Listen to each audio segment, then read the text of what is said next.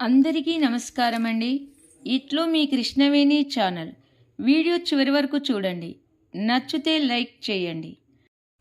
Video నచ్చితే మాత్రం తప్పనిసరి ఒక లైక్ చేయండి. ఎందుకంటే మీ ఒక్క లైక్ వలన వేరే వారికి చూసే అవకాశం వస్తుంది.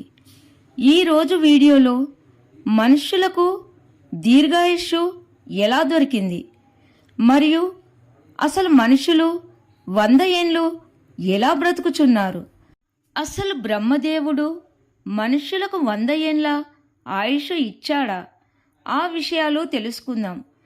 ఒకానొకసారి మానస సరోవరంలో చాలా అంశలు అటూ ఇటూ తిరుగుచున్నాయి. అందులో ఒక అంశ అటూ ఇటూ తిరుగుచూ ఉంది. దాని ఆలోచనలు దానివి. అలా నీటిలో విహరిస్తూ ఉంది. అలాగే కైలాసంలో ఆ మహాదేవుడు కూడా కూర్చొని తపస్సు చేస్తూ ఉన్నాడు. మానస సరోవరంలో ఉన్న హంస దృష్టి అక్కడి నుండి వెళ్ళుచున్న 3 ప్రాణులపై పడుతుంది. అందులో ఒక ప్రాణి గాడిద, రెండవది కుక్క, మూడవది గుడ్లగూబ. వీటిని ఆ హంస చూస్తుంది. ఆ 3 ప్రాణులు చాలా సంతోషముగా వాటి భాషలో ముచ్చట్లు పెట్టుకుంటూ నవ్వుతూ వస్తున్నాయి. గాడిద అంటుంది, నా ఆయుష్ను 20 ఏండ్లు తగ్గించుకున్నాను అని గాడిద చెప్పింది. తర్వాత కుక్క కూడా నా వయస్సును కూడా 20 సంవత్సరాలు తగ్గించుకున్నాను అని, మరియు గుడ్లగూబ కూడా అలాగే చెప్పింది. ఇదంతా గమనిస్తున్న హంస ప్రక్కకు వచ్చి ఆలోచించి నేరుగా కైలాసమును చేరుకుంటుంది. అక్కడ మహాదేవునికి నమస్కరిస్తుంది. హంసను చూచి మహాదేవుడు, ఏమిటి సంగతి, ఇలా వచ్చావు అంటాడు.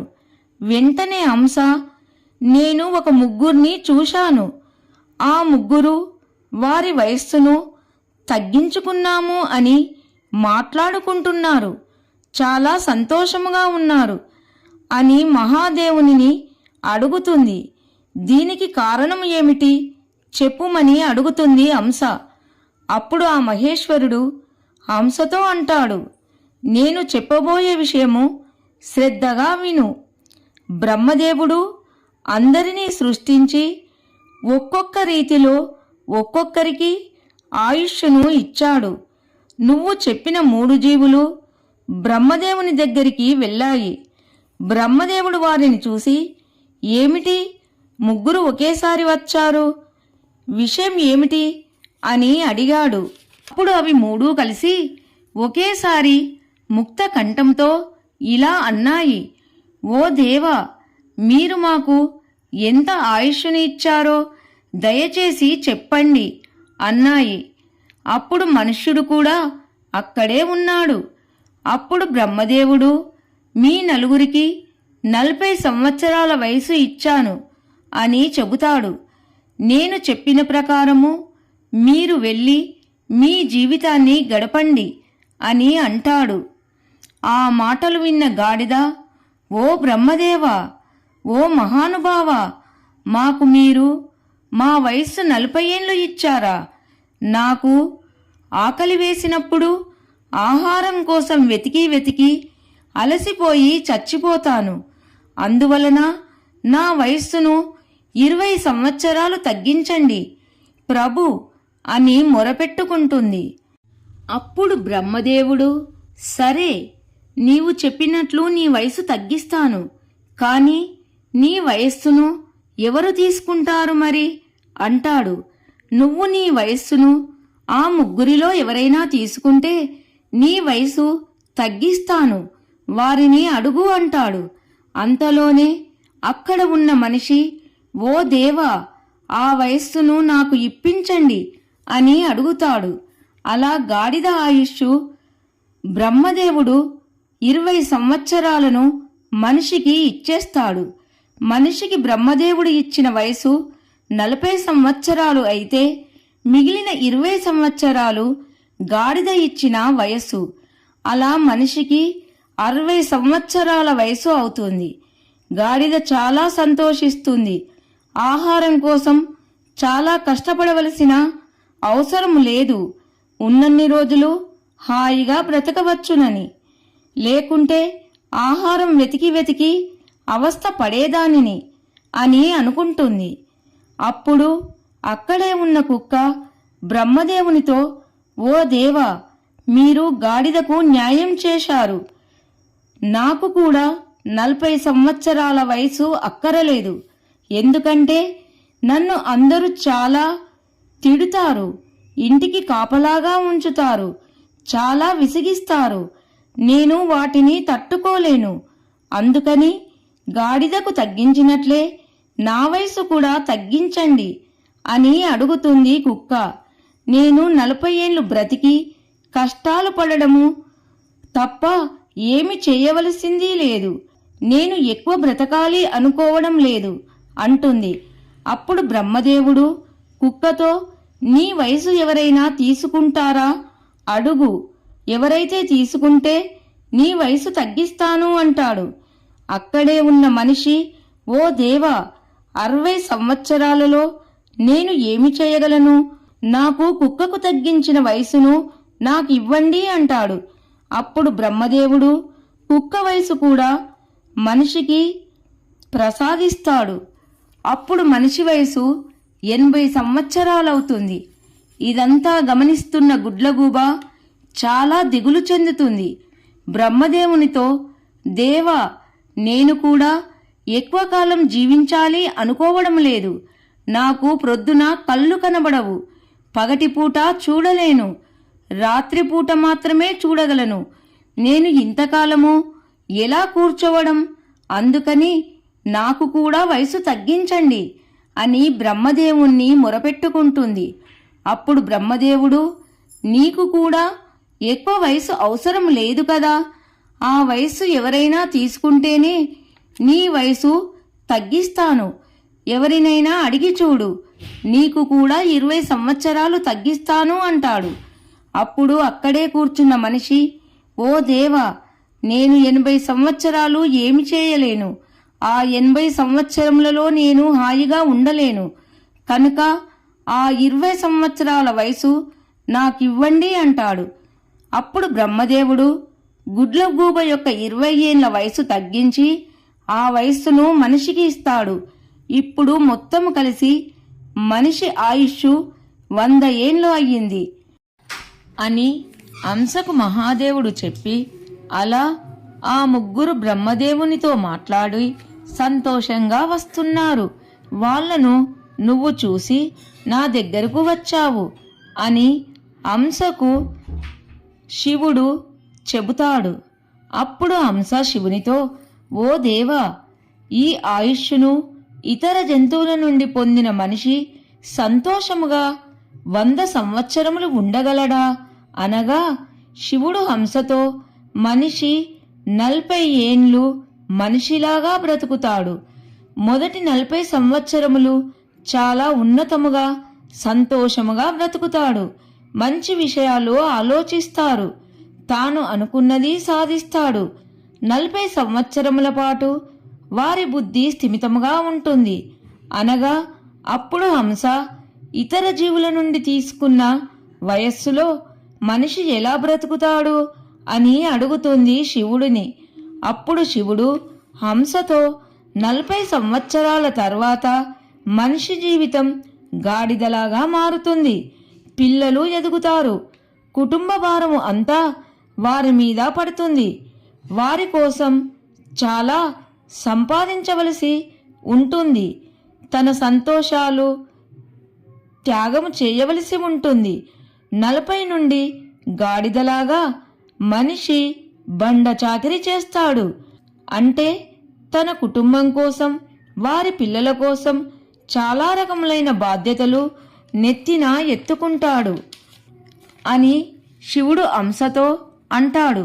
అప్పుడు హంస అంటుంది, నాకు చాలా ఆందోళనగా ఉంది.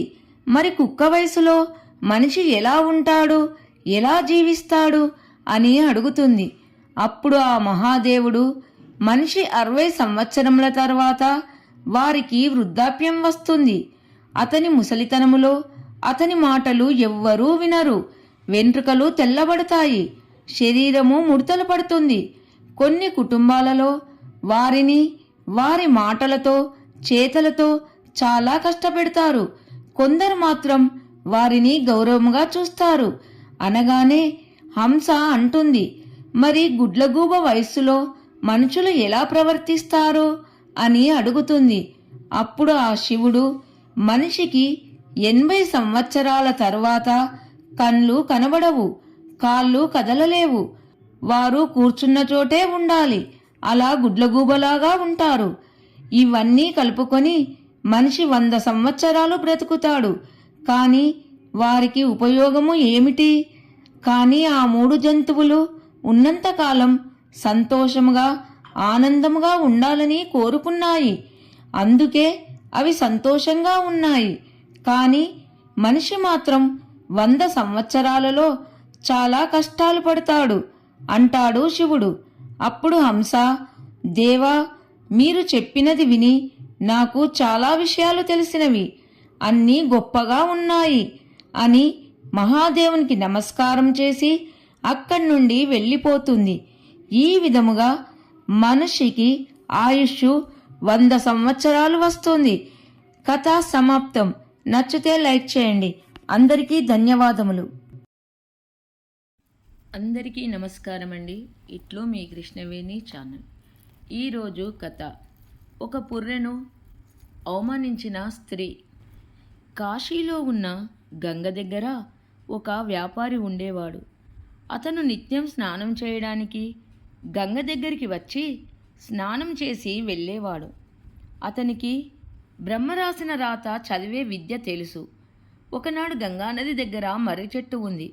ఆ చెట్టుకు దగ్గరలో నడుస్తూ ఉండగా కాలికి పుర్రె ఒకటి తగిలింది. దాన్ని చూచి, చీ, ఎదవ పుర్రె, ఇప్పుడే తగలాలా, మళ్ళీ స్నానం చేయాలి అనుకుంటూ పుర్రెని కాలితో తన్నబోయాడు. పుర్రె తలుక్కున మెరిసింది. అది చూసి, దీని తలరాత ఏంటో చదువుదాము అని చేతిలోకి తీసుకొని చదివాడు. వీడు జీవితాంతము కష్టపడతాడు. చిన్నప్పుడు తల్లిదండ్రులు చివాట్లు పెడతారు, బడిలో పంతులు కొడతారు, పెళ్ళయ్యాక పెళ్ళాము తిడుతుంది, పిల్లలు పెద్దయ్యాక ఇంట్లో నుండి తన్ని గెంటేస్తారు. ప్రతి క్షణము ఎవరో ఒకరు ఏదో ఒకటి అంటూనే ఉంటారు. డబ్బు నిలవదు. ఎవరైనా దయతలిచి ఇచ్చినా పోతుంది.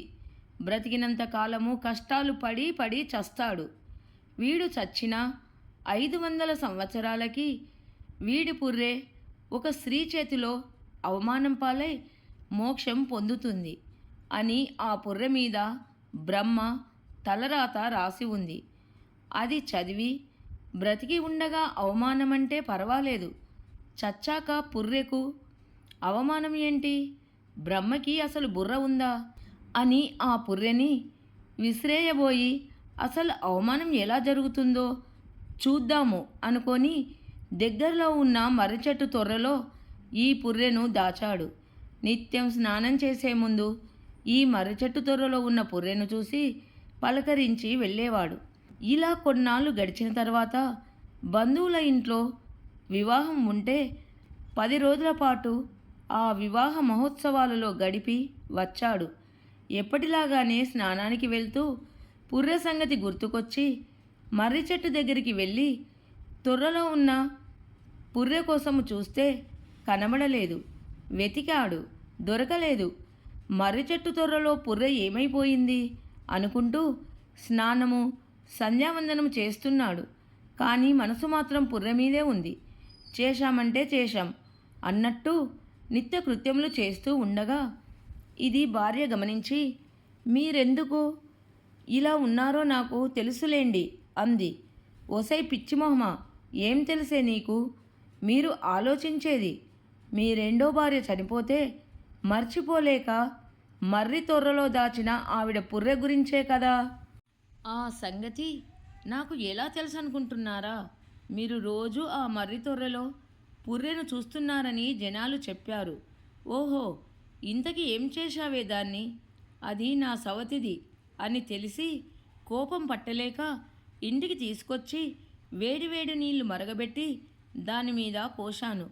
సలసలా కాగే నూనె కుమ్మరించాను. అప్పటికీ కసి తీరక కారం చల్లాను. అయినా కోపం తీరక రోట్లో వేసి రోకలి బండతో పచ్చడి కింద కొట్టి పిండి పిండి చేసి గంగలో కలిపాను అంది. అప్పుడు జరిగింది చెప్పాడు. ఒసై వెర్రిమొహమ, అది నా పెళ్ళం కాదే. దానిమీద చచ్చాక కూడా ఆ పుర్రె అవమానం పాలై మోక్షం పొందుతుందని రాసి ఉంది. అది ఎలా నిజమవుతుందో చూద్దామని నేను ఆ మర్రి చెట్టు తొర్రలో ఉంచాను. ఇదిగో నీ వల్ల అవమానం పాలై గంగలో కలిసి మోక్షం పొందింది. గంగలో కలిస్తే మోక్షమే కదా అన్నాడు. ఆ విధముగా బ్రహ్మ రాసిన రాత నిజమయ్యింది. బ్రహ్మ రాస్తే నిజమై తీరుతుంది. బ్రహ్మ రాసిన రాత మారాలంటే ఏం చేయాలి మనము? సద్గురువు కటాక్షము ఉండాలి. అప్పుడే రాతని మార్చుకోవచ్చు. లేదంటే ఇది నేనే చేశాను, నేనే చేయగలను అనే భ్రమలో మనము బతికేస్తాము. కథ సమాప్తం. నచ్చితే లైక్ చేయండి. అందరికీ ధన్యవాదములు.